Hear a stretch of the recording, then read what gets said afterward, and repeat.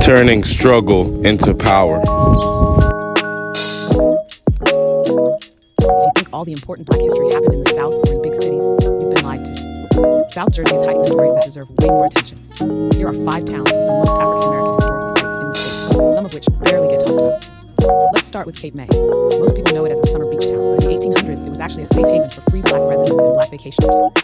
Churches, civic leaders, and even early civil rights organizing happened right there by the water.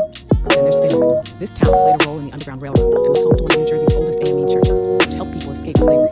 It's a small town, but the legacy is deep. Next up is Camden. Beyond the headlines today, Camden has serious historical roots. Black churches there helped coordinate civil rights actions. And there are even reports that Harriet Tubman moved through the area. You won't hear that in school. Coming in at number 2 is Timbuktu. Yeah, it's a real place. Founded by formerly enslaved people in 1826, it was one of the earliest free Black communities in New Jersey. They didn't just survive, they defended themselves against slave catchers, right here in Jersey. And finally, Lawnside takes the top spot. It's the first Black self-governed town in New Jersey, and a major stop on the Underground Railroad. To this day, it remains a living piece of African-American history. That's Camden, New Jersey, the city with the highest homelessness rate in the United States. Camden is a historic city located on the Delaware River in New Jersey. The city was established... You don't stay in the trap. You learn from it. Every episode shows a different angle of that journey. Where you come from shapes how you think, the way you do things, the way you react, the way you receive information. It's all important to have a solid environment, because if you have a solid environment, you can do anything, and I mean anything, in this world. Where's the problem? Normally it's mentality, finances, emotional discord, loyalty, and pressure. With peer pressure, survival mode, everybody watching, nobody helping, you gotta find a way in order to create, to become your full self, and reach your ultimate potential. Desire to escape, level up, grinding, it's all important, because at the end of the day, we all have dreams and goals. And especially when you have a weak environment around you, you gotta get out. You gotta get to a new environment, a better environment, an environment that is totally invested in you. Growth becomes the main objective. Friends, other distractions become a back burner.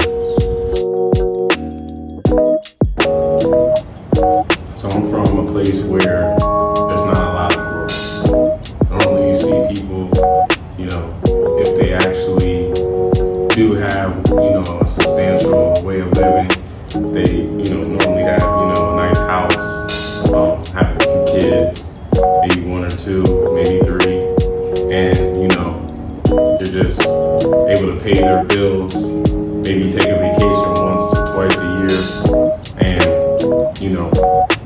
there's no real growth or no real chasing of aspirations and goals and dreams. There's no big thinking beyond that. The whole, mindset is build a family, build, solid income, working for, somebody, and it's just that.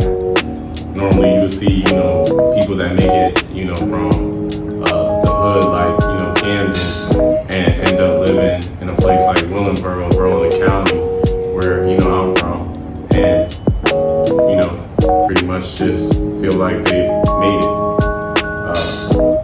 And even the people that, do chase their dreams or aspirations, they might make it, but, not a lot of people from the neighborhood supports. And it was something that I started to notice as I started to, get a little bit older, around 11 and 12.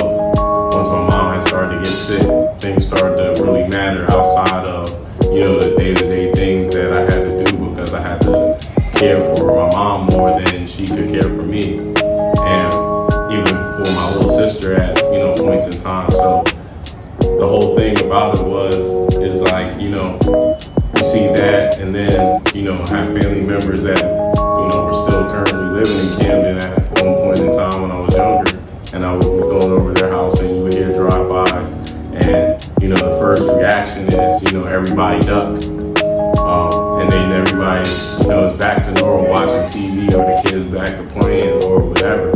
So, just that mindset had a shift once I started to get older, once I started to, do things in school as far as like selling snacks for myself, just so that way I could, buy new sneakers like my mom used to do.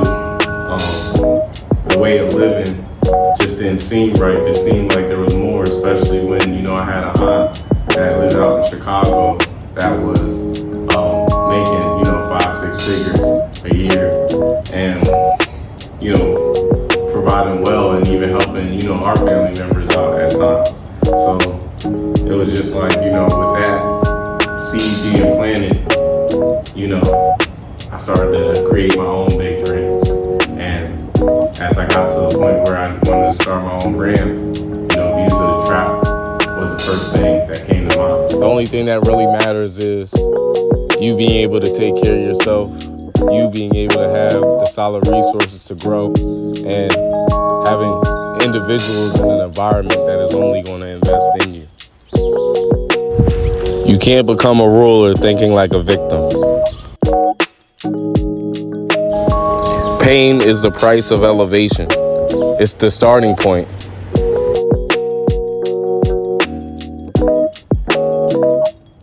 So, with the concept of Views of the Trap, it was more so me expressing my talents as a poet in a sense. I tried to hone in on the mindset of, the young black male that may not have, much education, but his mind, is starting to get opened up to things outside of the neighborhood, more possibilities, more opportunity because of the gifts that they have.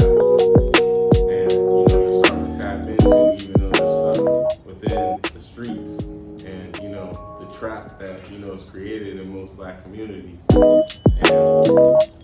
you see in certain perspectives, different, people doing different things. Like, a struggling mom with 6 kids trying to feed all those kids without a father at home, or a father, trapping, selling dope, just so that way he can feed those kids and then end up going to jail for, almost life. And, just speaking on those situations where, seeing people dead on the street, getting taken, in ambulances and things of that sort. 9-to-5 individual that's struggling just to pay their bills. All those things started to come, fruition for me as an adult, and it was more so I wanted to create something that related to the public, something that they could gravitate to, but also, like I said, show my different gifts as far as with the poetry. That's why I created Views of the Trap book. Got it on ebook, audio book, and hard copy print. So it's definitely available on all platforms. But we wanted to start off with the poetry first, and then tap into the fashion.